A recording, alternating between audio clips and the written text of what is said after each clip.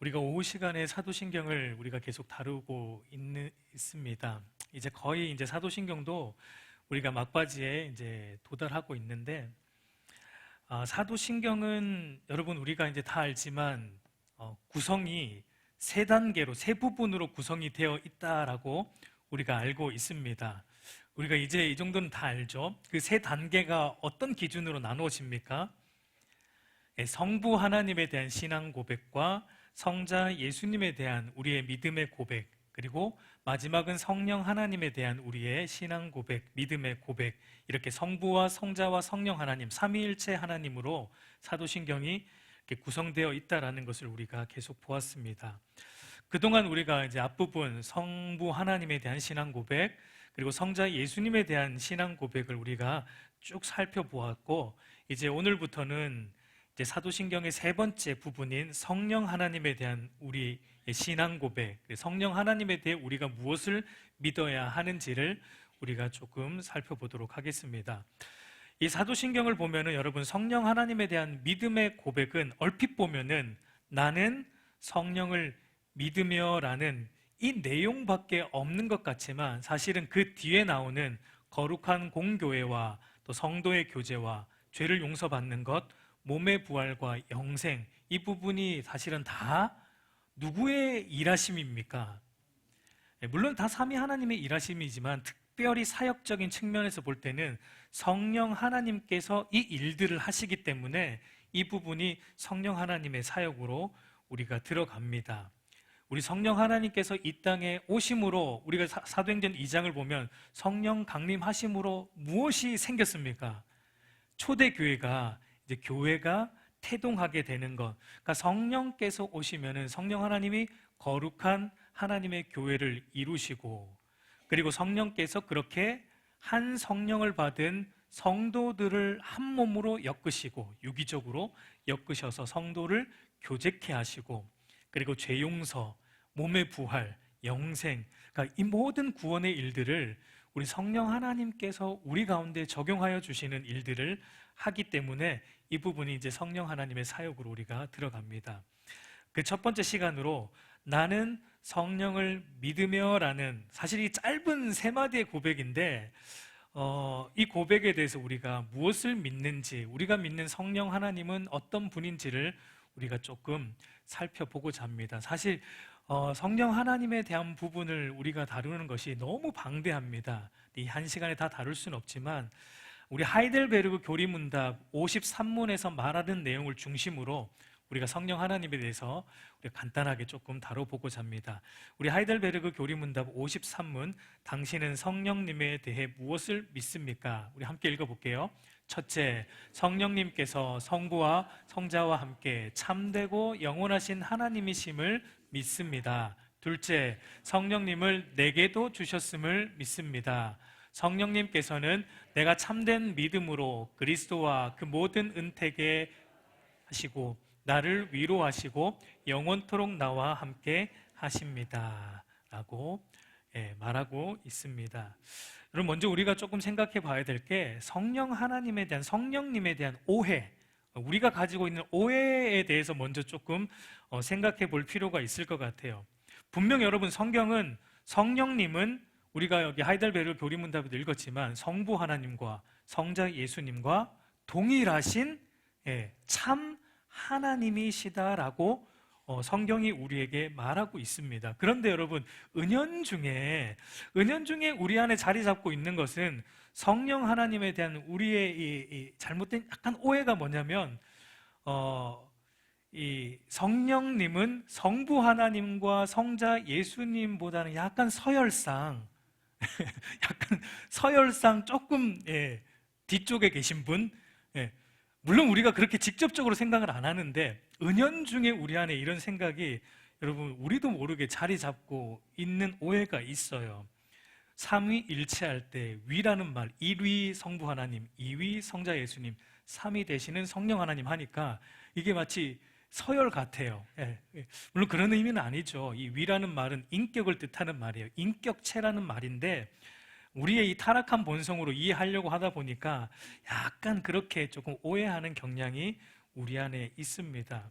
그러나 여러분, 성경은 삼위일체 하나님에 대해서 신적 본질과 그분의 영광에 있어서는 동등하신 한 하나님이시고, 그러나 성부와 성자와 성령 하나님은 구별되는 인격체로서 존재하시는, 삼위로 존재하시는 하나님이시다라는 걸 성경이 우리에게 말하고 있습니다.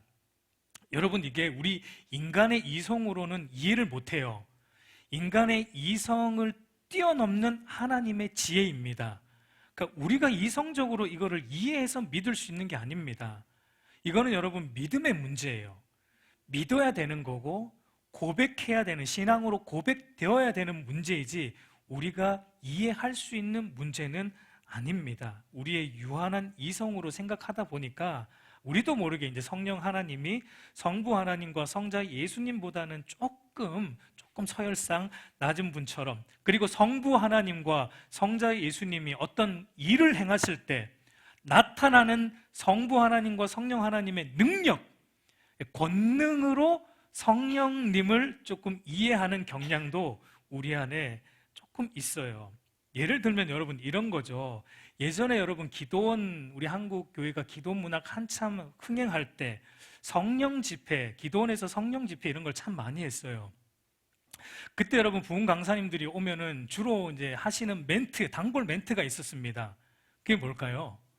성령 받아라. 뭐 성령이 여러분 뭐 공입니까? 던지면 이렇게 받고, 이게 굉장히 여러분, 이게 위험한 얘기예요. 근데 그 시대는 막 그런 얘기를 했거든요. 성령 찬양도 있습니다. 성령 받아라. 그런 찬양도 있는데 사실 이게 굉장히 비성경적인 표현입니다. 성령 하나님을 우리가 함부로 받아라라고 말할 수 없어요. 성령님은 어떤 능력, 하나님의 능력 정도가 아니라 인격체이신 참 하나님이시다라는 걸 말합니다. 그래서 여러분, 기도원에서 부흥 강사님들이 성령 받아라 할 때 또 취하는 액션이 있습니다. 손을 쫙 장풍 쏘듯이. 제가 기도원에서 자랐거든요. 많이 봐서 익숙한데, 이렇게 성령 받아라 하면서 손을 뻗으면 또 사람들이 어떻게 됩니까? 마치 받은 것처럼 막 뒤로 넘어지고 뒹굴뒹굴 구르기도 하고, 몸을 부르르 떨기도 하고, 주체할 수 없을 정도로 몸을 막 이렇게 떠는 행동들, 그리고 우리가 알아들을 수 없는 방언, 랄랄라 방언, 그런 일들을 막 했던 것을 우리가 보게 되는데, 여러분, 성경은 사실 그런 현상들이 성령 받음의 증거로 성경은 우리에게 말하지 않고 있다라는 것을 우리는 생각해야 돼요. 물론 아직까지 그렇게 믿는 분들도 있습니다. 그런 현상들이 나타나는 게 성령 받음의 증거다라고 믿는 교회들도 아직 많아요. 특별히 이제 그런 은사적인 성향이 강한 교회들, 그런 교회들은 그런 현상들을 아직까지 성령 받음의 증거로 믿습니다. 근데 여러분, 과연 그렇게 보아도 되는 것일까요? 우리가 던져야 될 질문은 과연 그렇게 믿어도 되는가? 우리는 한번 질문을 던져봐야 됩니다. 여러분, 중요한 건 뭡니까? 내가 그동안 그렇게 방언을 해왔는데요, 목사님? 이게 사실은 중요한 건 아니에요. 여러분, 중요한 것은 성경이 뭐라고 말하고 있는가, 이게 중요합니다. 왜 그렇습니까? 우리의 기준은 내가 아니고, 그리고 오늘날 교회가 전반적으로 하고 있는 형태도 아니고, 성경이 뭐라고 말하고 있는가가 우리의 정확한 유일무이한 법칙이고 기준이기 때문입니다. 여러분, 우리의 구원에 있어서도 내가 예수님을 아는 것 물론 중요하죠. 내가 예수님을 아는 것도 중요하지만 내가 예수님을 아는 것보다 더 중요한 건 무엇입니까? 예수님이 나를 아는 거예요. 내가 예수님을 아는 것보다 중요한 것은 예수님이 나를 알아야 됩니다. 여러분, 그 말은 그러면 나는 예수님을 모를 수 있는데 예수님은 나를 알 수가 있는가? 그런 일은 없습니다. 이게 인격적인 사귐이기 때문에 내가 예수님을 아는데 예수님이 나를 모를 수는 있어요. 근데 나는 예수님을 모르는데 예수님이 나를 아는 경우는 없어요. 우리 마태복음 7장 22절 23절 말씀 우리 한번 같이 읽어보겠습니다. 그날에 많은 사람이 나더러 이르되 주여 주여 우리가 주의 이름으로 선지자 노릇하며 주의 이름으로 귀신을 쫓아내며 주의 이름으로 많은 권능을 행하지 아니하였나이까 하리니 그때 내가 그들에게 밝히 말하되 내가 너를 도무지 알지 못하니 불법을 행하는 자들아 내게서 떠나가라. 여러분, 여기 보면은 많은 사람들이 주님의 이름을 불렀어요. 그 주님을 안다는 거예요. 나는 주님을 아는 거예요. 나는 주님을 알고 열심히 주의 이름을 부르면서 능력도 행하고 설교도 하고 귀신도 쫓아내는, 그러니까 막 뒤로 뒤집어지고 입신도 하고 방언도 하는 수많은 일들을 했다는 겁니다. 그런데 오늘 주님은 뭐라고 말씀하십니까? 나는 너희를 도무지 알지 못한다. 불법을 행하는 자들아 내게서 떠나가라. 여러분, 이게 무서운 겁니다. 마지막 날에 주님이 모른다 하실 수도 있다라는 겁니다. 그러니까 여러분, 주님의 의도가 뭐예요? 그러니까 우리가 주님을 안다라는 것은 어떻게 알아야 된다는 겁니까? 내가 알고 싶은 대로 알아서는 안 된다는 겁니다.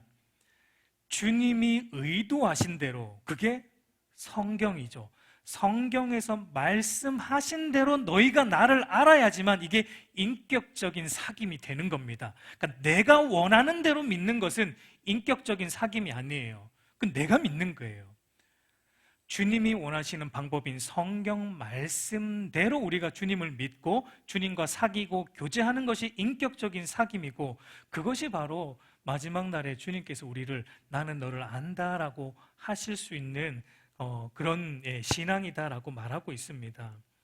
여러분, 바이든 대통령 누군지 압니까? 알죠, 누군지. 뉴스를 보시잖아요.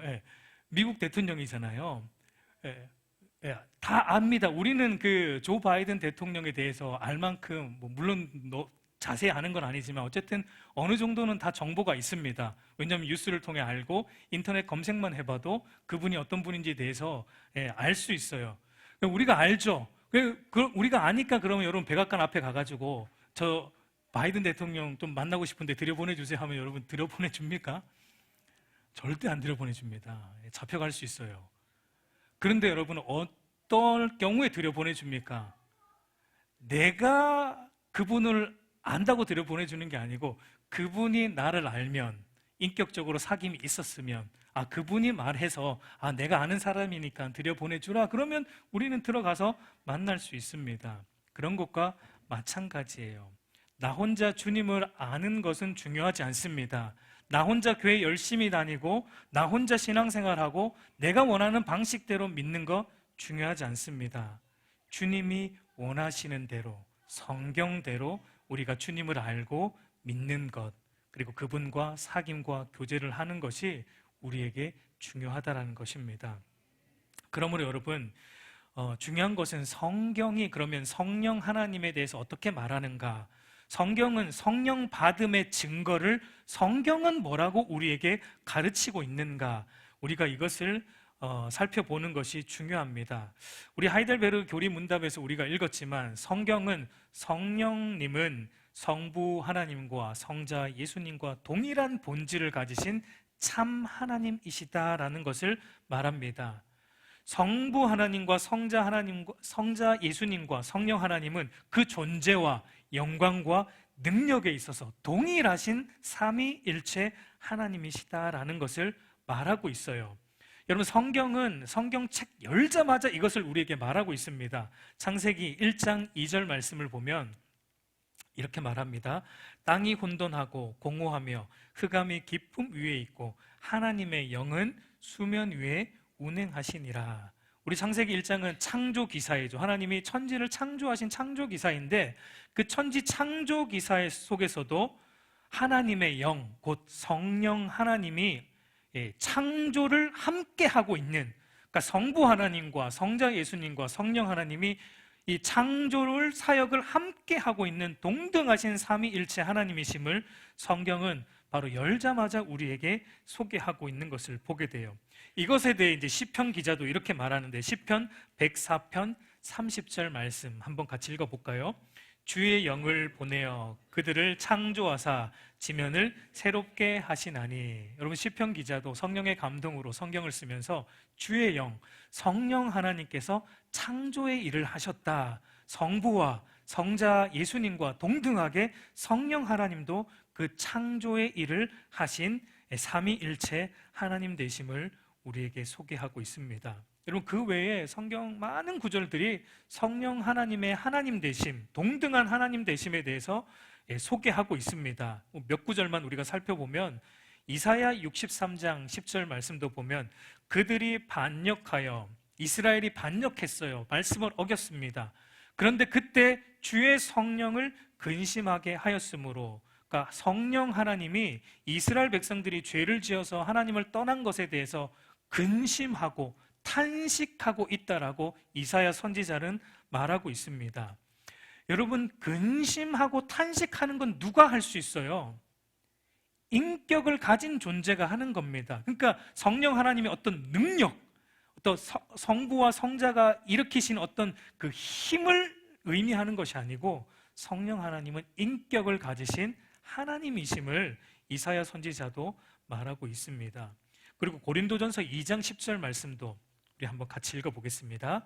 오직 하나님이 성령으로 이것을 우리에게 보이셨으니 성령은 모든 것 곧 하나님의 깊은 것까지 통달하시느니라.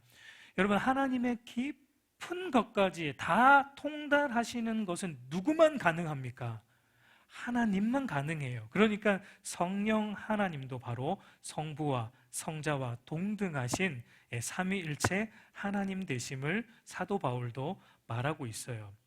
그리고 사도행전 5장 3절 4절 말씀도 보면 이렇게 말합니다. 베드로가 이르되 아나니아야 어찌하여 사탄이 내 마음에 가득하여 내가 성령을 속이고 땅값 얼마를 감추었느냐. 땅이 그대로 있을 때는 내 땅이 아니며 판 후에도 내 마음대로 할 수 없더냐.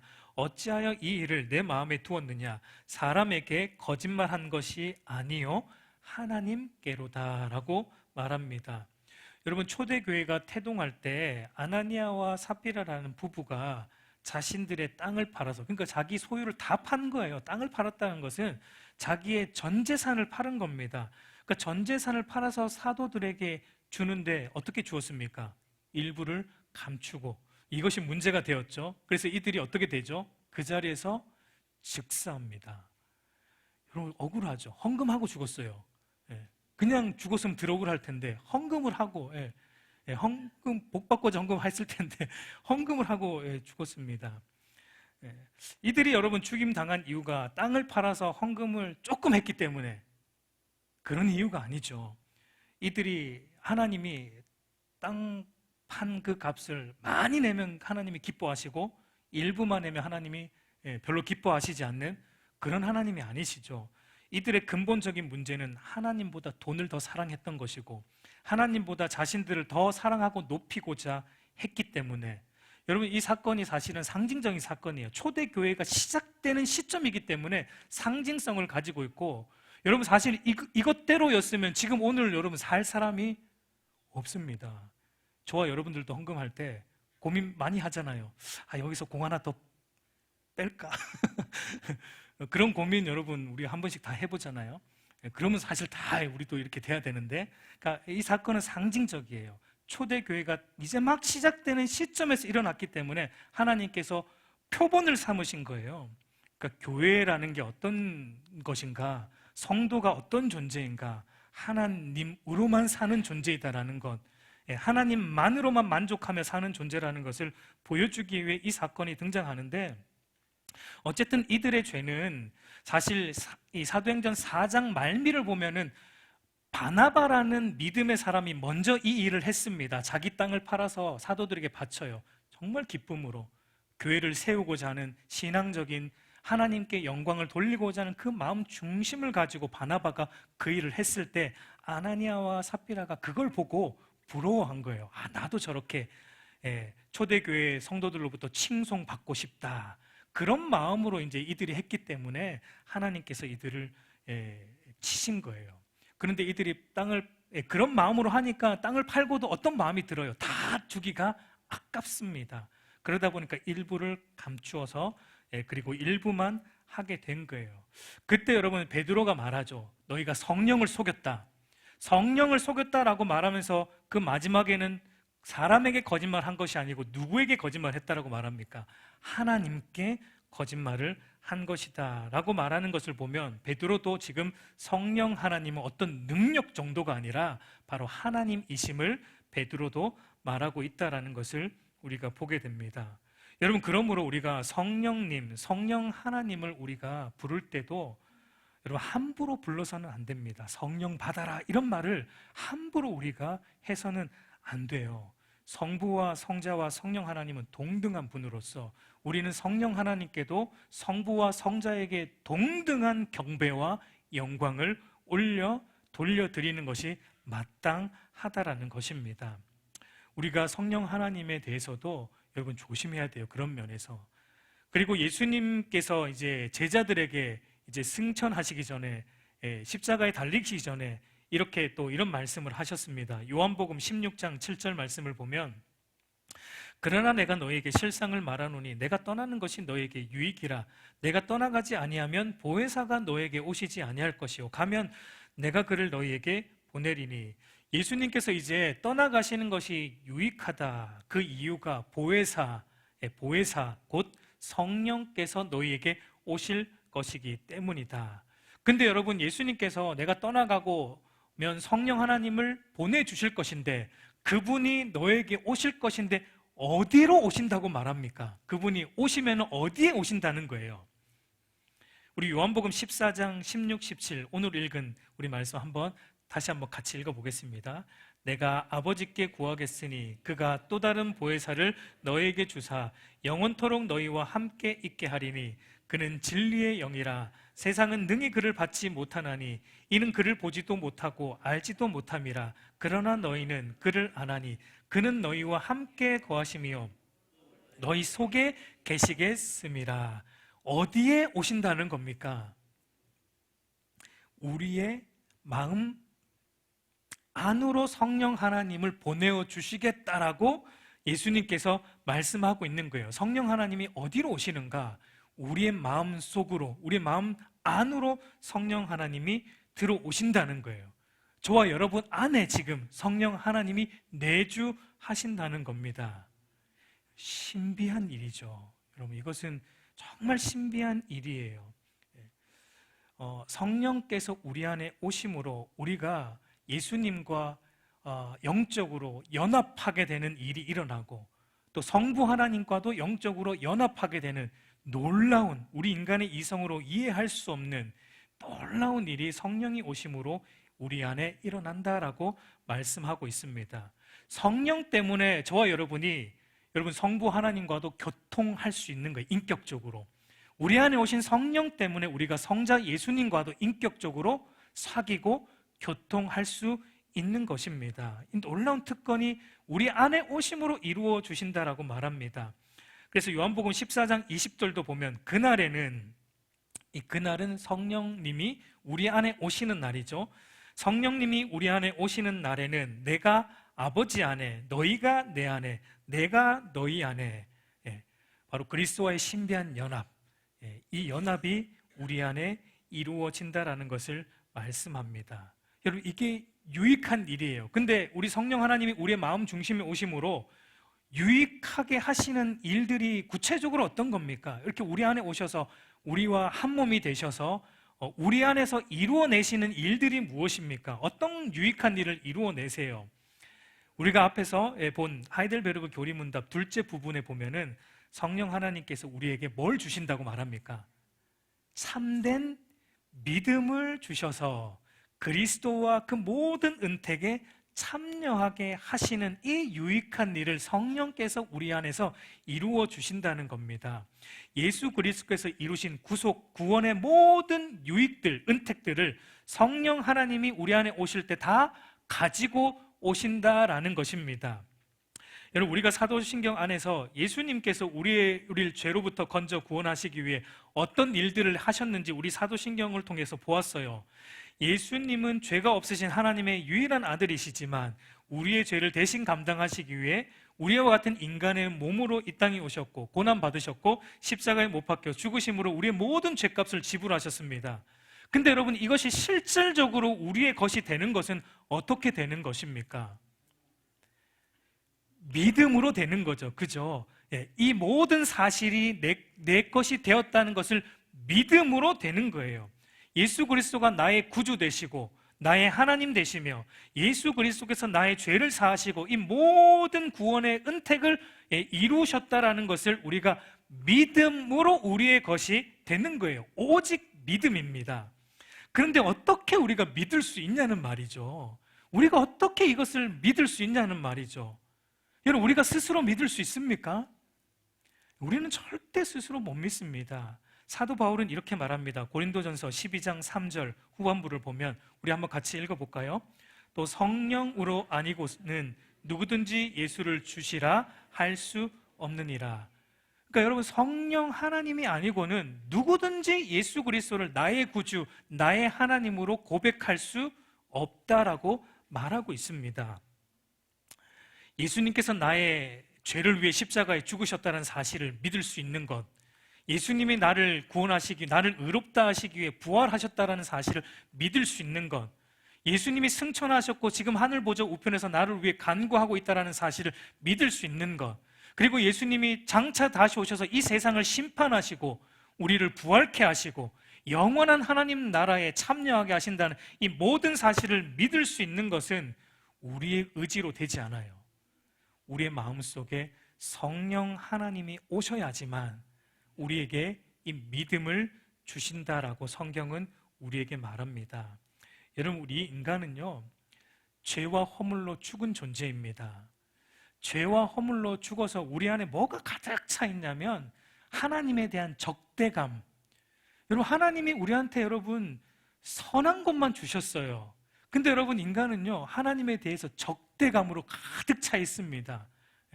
불만으로 가득 차 있어요. 뭐 하나님 얘기만 하면 시비 걸려고 하는 사람들 여러분 세상에 많잖아요. 그 죄로 우리가 죽었기 때문에 그래요. 그러니까 하나님에 대한 적대감으로 온통 들어차 있는 겁니다. 이게 전적으로 타락한 인간의 모습이에요. 그래서 여러분, 인간은 스스로 하나님 믿고 싶어 하지 않습니다. 나는 하나님 필요 없다예요. 구원받는 거, 나는 그런 거 원치 않는다 말합니다. 구원해주겠다, 복음은 말하는데 나는 그거 원치 않는다예요. 여러분, 인간에게 자유의지가 있습니다. 인간에게 자유의지가 있어요.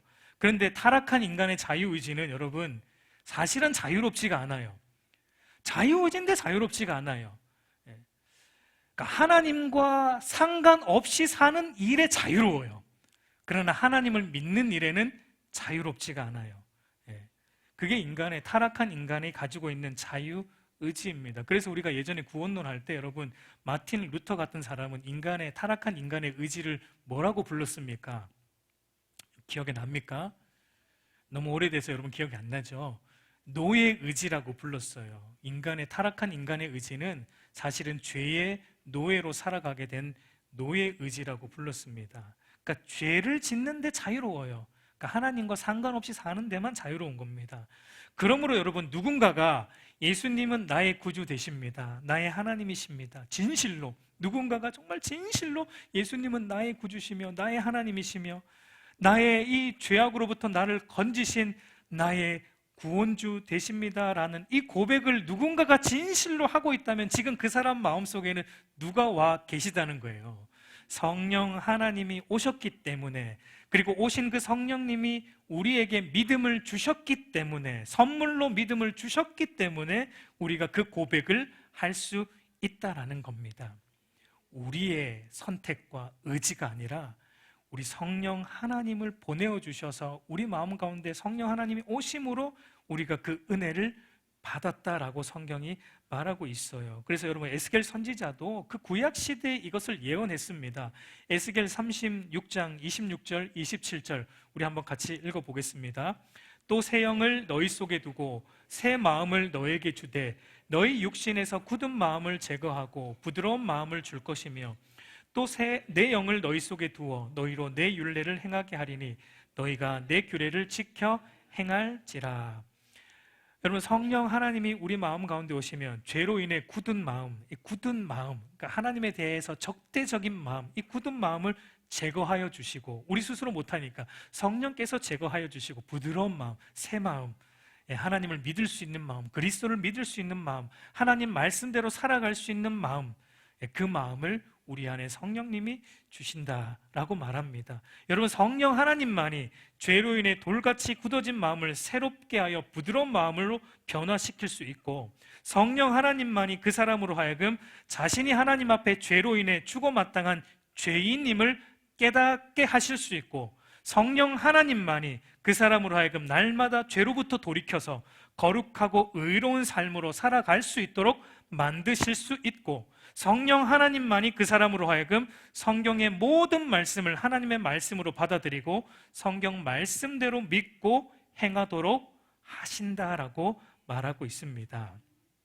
그래서 여러분, 예전에 구원론 다룰 때 우리가 성부 하나님은 구원을 계획하셨고 성자 예수님은 그 성부가 계획한 구원을 다 성취하셨고, 성령 하나님은 뭘 하신다고 우리가 들었습니까?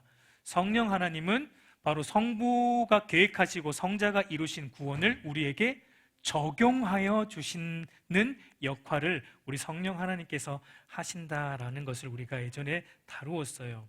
여러분, 그러니까 이것이 성령께서 우리 안에 오셔서 하는 유익한 일이에요. 성령께서 우리에게 오셔서 하는 유익한 일이에요. 하나님께서, 성령 하나님께서 택한 백성들을 부르십니다. 불러주세요. 나를 부르신 이가 성령 하나님이세요. 우리를 이 자리로 불러주신 이가 성령님이시고, 우리를 부르셨을 뿐만 아니라 거듭나게 하시고, 그리고 죄를 깨닫고 회개케 하시고, 예수님을 나의 구주로 믿게 하시고, 의롭다 칭하여 주시고, 또 우리로 하여금 이제는 죄를 버리고 거룩한 성화의 삶을 살아가도록 우리의 삶을 인도해 주시고, 우리의 믿음이 떨어지지 않도록 우리에게 구원의 확신을 날마다 심어주시고, 우리가 믿음을 지키도록 성령께서 우리를 견인, 인도하여 주시고, 종국의 우리를 영화로운 하나님의 놀라운 하나님 나라로 성령 하나님께서 우리를 변화시키시고 인도하시는 이 모든 일을 성령 하나님이 행하신다라고 말합니다. 여러분, 이게 유익한 일이에요. 막 성령께서 우리를 뒤집어지게 하고, 여러분 방언 주고, 이게 유익한 일이 아니고요, 우리의 구원을 이루시고 우리를 구원해서 자라가게 하시는 이 일을 하시는 성령 하나님의 일이 우리에게 유익하다라고 말합니다.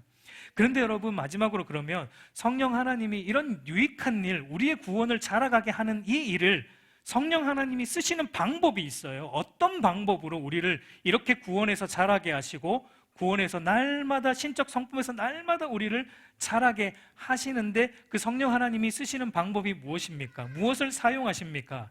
우리 요한복음 16장 13절 14절 우리 한번 같이 읽어보겠습니다. 그러나 진리의 성령이 오시면 그가 너희를 모든 진리 가운데로 인도하시리니 그가 스스로 말하지 않고 오직 들은 것을 말하며 장래 일을 너에게 알리시리라. 그가 내 영광을 나타내리니 내 것을 가지고 너희에게 알리시겠습니다. 여러분, 성령 하나님이 오시면 그가 어떤 일을 하신다고 말합니까? 우리를 어디로 인도하신다는 거예요? 진리 가운데로. 그러니까 성령 하나님은 예수님이 말씀하신 것을 가지고 우리 안에 우리의 구원을 이루시고 우리를 구원해서 자라게 하신다라는 거예요. 그러니까 성령 하나님이 우리를 구원해서 자라게 하시는 유일한 방법은 말씀이에요. 말씀을 사용하셔서 우리를 자라게 하십니다. 성령 하나님이 어느 날 우리가 자고 있는데 갑자기 나타나셔가지고 환상 중에 막 이렇게 그러실 수도 있을지도 모르겠습니다. 그런데 그게 성령 하나님이 주로 하시는 일이 아니고, 성령 하나님이 주로 하시는 일은 우리 안에 말씀이 생각나게 하시고, 말씀이 기억나게 하시고, 예수님의 말씀이 깨달아지게 하심으로 우리로 하여금 구원에 이르게 하시고 자라게 하시는 일을 하신다는 거예요. 그래서 여러분, 오늘 요한복음에도 나오지만 성령님 앞에 붙어있는 수식어가 뭡니까? 진리의 성령, 진리의 영이에요. 그러니까 성령 하나님은 오로지 진리를 가지고 일하세요. 말씀, 진리인 말씀을 가지고 일하시지 어떤 신비한 현상을 가지고 일하시는 분이 아니다라는 겁니다. 성경은 우리에게 그렇게 말하는 거예요. 성령 하나님의 역사가 일어나는 곳에는 뭐가 있습니까? 말씀이 흥황하는 역사가 일어나는 겁니다. 그래서 여러분 사도행전 읽어보세요. 사도행전 초대교회 오순절 성령 강림 사건 이후에 초대교회가 뭐가 흥왕했다라고 말합니까? 말씀이 흥왕하더라, 말씀이 흥왕하더라, 이게 반복되어 나옵니다. 성령이 임하면 우리 안에 나타나는 성령 받음의 증거가 무엇인가? 몸을 떠는 게 아닙니다. 뒤집어지는 게 아니에요. 성령이 우리 안에 오심의 증거는요, 말씀을 갈망하는 거예요. 내가 하나님의 말씀을 먹고 싶어 하는 거예요. 내가 하나님 말씀을 더 깊이 알고 싶어 하는 거예요. 왜냐하면 그게 성령이 하시는 일이기 때문입니다. 우리를 그 진리의 말씀으로 인도하시는 분이 성령 하나님이시기 때문이에요. 여러분, 왜 그렇습니까? 성경은 뭐의 감동으로 쓰여졌습니까? 성령의 감동으로. 여러분, 성경을 쓰신 분이 성령 하나님이세요. 그러니까 말씀의 영이세요. 성령 하나님은 성경을 쓰신 분이에요. 성경 저자예요. 그러니까 우리로 하여금 성경으로 인도하시는 분이 성령 하나님이에요. 우리를 끊임없이 어떤 신비한 능력으로 인도하는 게 성령이 아니라 우리를 끊임없이 말씀 안으로 인도하시는 분이 성령 하나님이시다라는 것을 성경은 우리에게 말해주고 있습니다. 그러므로 여러분, 성령 받은 자의 삶은 어떤 삶이에요? 성령을 쫓아 사는 삶, 성령을 따라 사는 삶. 우리 갈라디아서 5장 16절 17절을 보면 내가 너에게 이르노니 너희는 성령을 따라 행하라. 그리하면 육체의 욕심을 이루지 아니하리라. 육체의 소욕은 성령을 거스르고 성령은 육체를 거스르나니 이 둘이 서로 대적하므로 너희가 원하는 것을 하지 못하게 하려 함이라. 사도 바울이 그리스도인들에게 너희가 성령을 쫓아 행하라, 성령을 따라 행하라 라고 말하는데, 성령을 따라 행하는 삶은 어떤 삶입니까? 그러면 간단하죠. 말씀을 따라 사는 삶이에요. 왜? 성령이 말씀의 영이니까. 말씀을 따라 살면 우리의 삶 가운데 어떤 열매들이 나타납니까? 그게 이제 여기 갈라디아서 5장 후반부에 나오는 성령의 열매예요. 사랑과 희락과 화평과 이런 성령의 열매들이 말씀을 따라 살 때 우리 안에, 우리의 삶 속에 이 맺혀진다라는 것을 성경은 우리에게 말합니다. 우리 사랑하는 성도 여러분, 지난 수요 예배 때도 말씀드렸지만 여러분, 그리스도인은 성경대로 하나님을 믿고 성경대로 살아가도록 성령께서 부르신 자들입니다. 그리스도인은 여러분, 성경 말씀을 통해 하나님을 만납니다. 성경 말씀에 순종함으로 우리는 더 하나님을 알아가고 또 신적 성품에서 자라갑니다. 성경 말씀을 벗어나서 이런 일은 절대 일어나지 않습니다. 여러분, 그러므로 여러분, 성령을 쫓아 살아가는 그리스도인의 삶은 철저히 성경 중심입니다. 성경 중심이에요. 내가 이렇게 말하지만, 그러나 성경은 이렇게 말하고 있는데, 그러나 내 생각은 이러하기 때문에 나는 내 생각에 맞추어서 성경을 믿겠다. 이것은 여러분, 성령을 쫓아 사는 삶이 아니에요.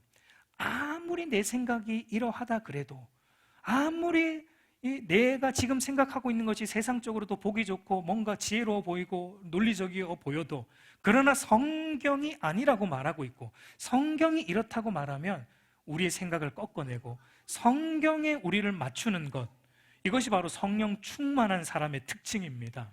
성령 충만한 사람은 끊임없이 나를 말씀으로 끄집고 가는 거예요. 말씀에 나를 자신을 맞추는 사람이 성령 충만한 사람이에요. 오늘 우리의 모습은 어떠합니까? 여러분, 성경 말씀이 내 삶 전체를 지탱하고 있습니까? 아니면 단지 내 삶의 어느 한 부분에 성경이 있는 것 뿐입니까? 여러분, 우리는 돌아봐야 됩니다. 성경이 우리의 삶 전체를 인도해야 됩니다. 성경이 우리의 삶 전체를 지탱해야 돼요. 그것이 바로 성령 충만한, 성령의 인도를 받는, 그리고 성령 받음의 증거이고 성령 충만한 그리스도인의 삶입니다. 저와 여러분 안에 그런 성령 충만한 은혜가 있기를 간절히 소망합니다. 그래서 늘 말씀에 대해서 갈망하고 늘 말씀을 쫓아 살아가는 저와 여러분들이 되기를 우리 예수님의 이름으로 축복합니다.